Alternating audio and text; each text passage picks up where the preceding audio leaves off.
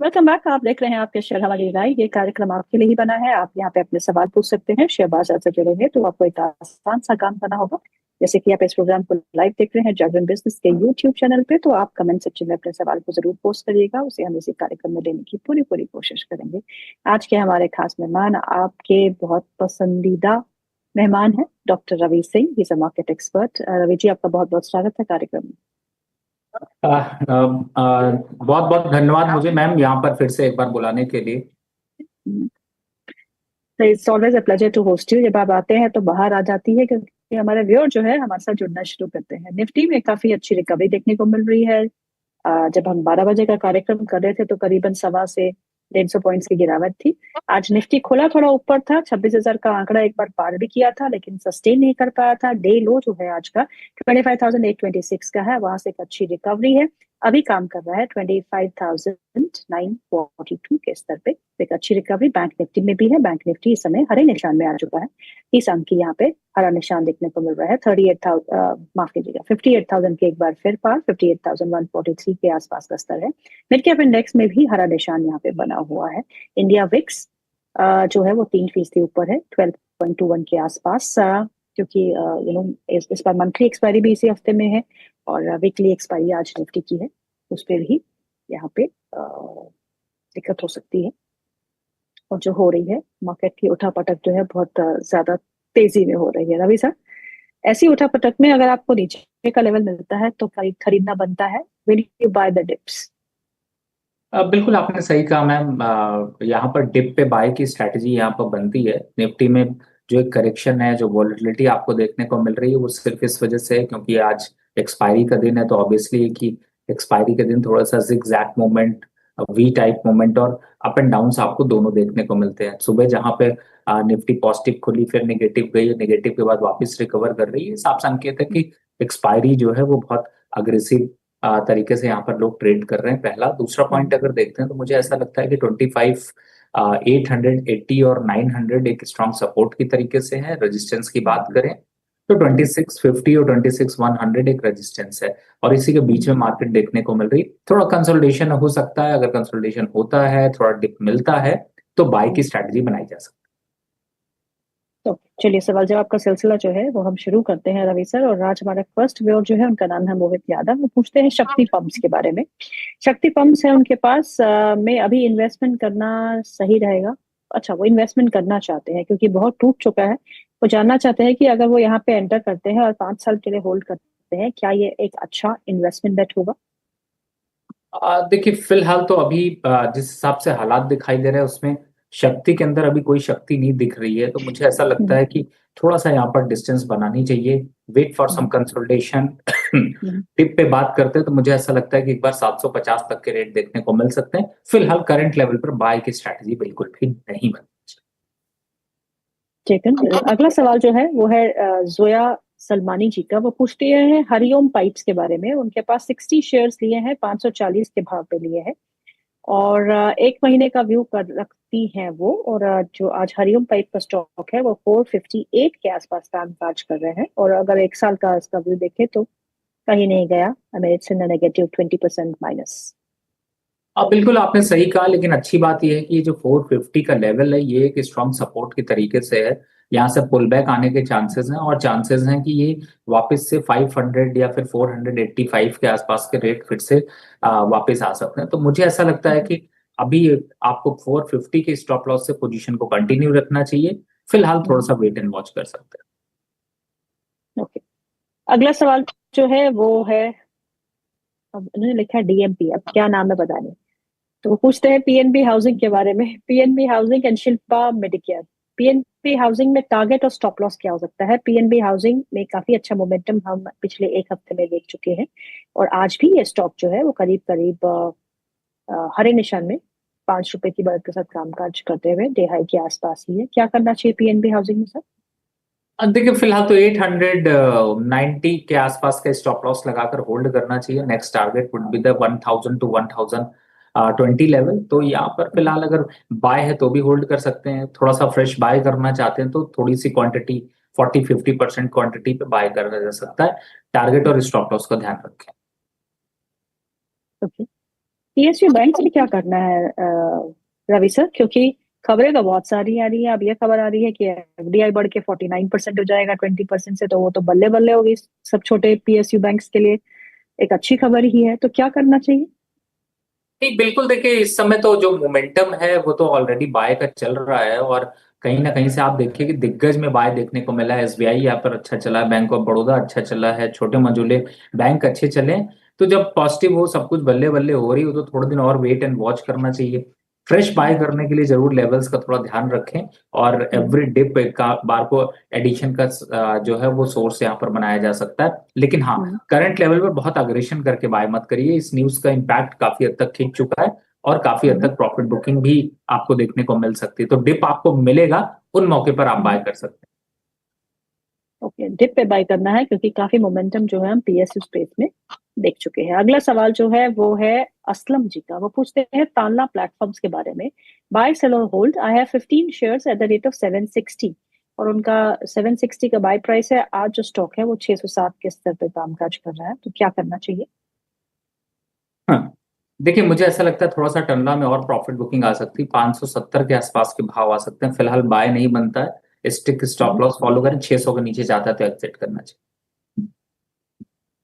Okay, आज कुछ जो सवाल आ रहे हैं थोड़ा डिफरेंट से आ रहे हैं। अदरवाइज आई वाज सेम सवाल रिपीट हो रहे थे। आज लग रहा है कि नए व्यूअर्स जो है आपके साथ जुड़ना चाहते हैं। गौतम दास जी का सवाल है, पूछते हैं कैस्ट्रॉल इंडिया के बारे में। कैस्ट्रॉल इंडिया के शेयर है मेरे पास लॉन्ग टर्म के लिए, प्लीज बताएं रखने हैं या नहीं।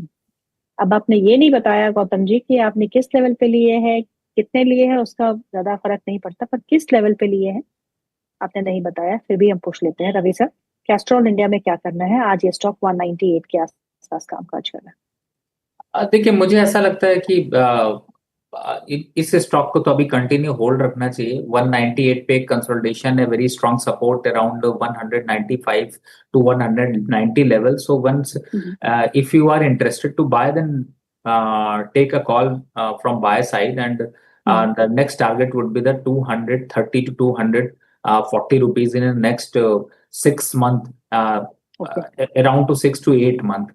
सो लॉन्ग टर्म विजन है तो बाय करके चलिए। स्टॉक अच्छा है, कंसोलिडेशन हो रहा है, बहुत ज्यादा डिप के संकेत नहीं है, रिस्क रिवॉर्ड रेशियो गुड है, तो अच्छे संकेत है। होल्ड करके भी रखिए अगर रखा हुआ है, और बाय करना चाहते हैं तो बाय भी कर सकते अच्छा, पूजा नंदा जी का सवाल है, पूछती है पूजा मैम कि ब्लैक बक उन्होंने 703 रुपए में खरीदा है और ये है 658 के आसपास। एडवाइस करें प्लीज, होल्ड करूं या डिप पे एक्यूमुलेट करूं या फिर बेच के निकल जाऊं? देखिए, 658 चल रहा है ये स्टॉक, और मुझे ऐसा लगता है कि अभी 740 रुपए, 48 रुपए से करीब ये स्टॉक गिरा है 20 अक्टूबर से। मतलब 8 दिनों में ये स्टॉक ऊपर से थोड़ी सी छटाई चल रही, प्रॉफिट आ रहा है तो बुक कर लीजिए। गिरावट के संकेत ज्यादा है, 580 रुपए तक जा सकता है। प्रॉफिट आपका घट सकता है, नुकसान में आ सकते हैं, प्रॉफिट बुक कर लीजिए। गौरव सिंह जी का सवाल है, short term to long term की स्ट्रेटेजी मांग रहे हैं सारमा एस जी एस टेक्नोलॉजी में और केन्स टेक्नोलॉजी में। दोनों ही स्टॉक्स में लॉन्ग टर्म की स्ट्रेटेजी क्या होनी चाहिए और बाइंग लेवल और स्टॉप लॉस भी क्या होना चाहिए? अब मेरे को लगता है कि मैम यहाँ पे जस्ट वेट एंड वॉच करना चाहिए। बाय या सेल के लिए अभी ये दोनों ही स्टॉक अट्रैक्टिव नहीं लग रहे हैं, क्योंकि ऑलरेडी या तो इनमें पुल बैक देखने को मिल चुका है, या फिर ये अब नेक्स्ट एक जो है वो सपोर्ट की तरफ मूव कर सकते हैं। Just wait and watch for next 15 days. After 15 days you can just ask again, so we can give better investment ideas. Ravi sir, ये सब आईटी स्टॉक्स के लिए भी ऐसा ही सोचते हैं आप?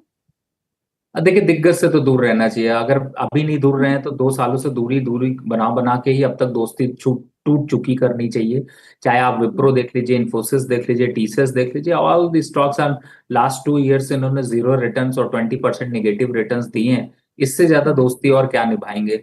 तो मुझे ऐसा लगता है कि फिलहाल अभी आईटी का वक्त थोड़ा और बुरा चल रहा है, और अभी 2 क्वार्टर और इस पे लगेंगे। आफ्टर 2 क्वार्टर रिव्यू कर लेंगे, अगर जरूरत लगी तो बाय करेंगे, नहीं जरूरत। क्या होता क्या है मैम, इस समय जो मार्केट चल रही है, इसमें जैसे ही वो 10 रुपए बढ़ता है ना, तो कहते हैं अरे ये एनालिस्ट तो बेकार था, देखो 10 रुपए बढ़ गया वहां से। फिर वहां से 60 रुपए साफ हो जाता है, तो वो एनालिस्ट भी याद नहीं होता और खुद का जजमेंट भी याद नहीं होता। तो ये कोई नई बात करेक्ट। नहीं है। जब मैंने इन्फोसिस और विप्रो की जब बात करें, विप्रो 330 रुपए चल रहा था, जब कहा कि 280 आ जाएगा, 250 आ जाएगा, तो लोगों को लगा अरे इतना गिर चुका है, अब क्या गिरेगा। गिरता तो स्टॉक में टॉप और बॉटम तो पकड़ा ही नहीं जा सकता। बेटर है मार्केट के मोमेंटम को फॉलो करें। तो मुझे ऐसा लगता है, मैं मोमेंटम प्रेमी ज्यादा हूं। अगर दोस्त प्रॉफिट दे रहा है तो अच्छा है, अगर नुकसान दे रहा है तो थोड़ा सा दूर रह लीजिए कुछ दिन। उसका वास्तु खराब है तो थोड़ा सा बचा कर रखिए, आपका भी वास्तु ना खराब हो जाए। ओके, अगला सवाल जो है वो है रौनक जी का। वो पूछते हैं मोराटन लैब के बारे में। उनके बाई प्राइस 48 रुपीज, और ये स्टॉक जो है 48 के आसपास ही कामकाज कर रहा है। उनके पास अपोलो टायर भी है, जो उन्होंने 517 के भाव पे खरीदे हैं, और 6 महीने का व्यू रखते हैं। क्या करना चाहिए, होल्ड या सेल?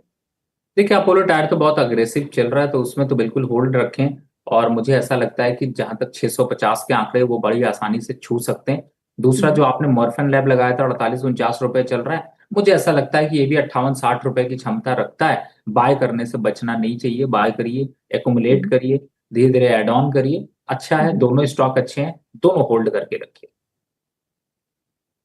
ओके, अनुज सिंह का जो सवाल है वो है शैले इंजीनियरिंग एंड प्लास्टिक के शेयर के बारे में। 1774 के रेट पे खरीदे हैं, 104 शेयर खरीदे हैं। इसका 1 साल का टारगेट क्या हो सकता है?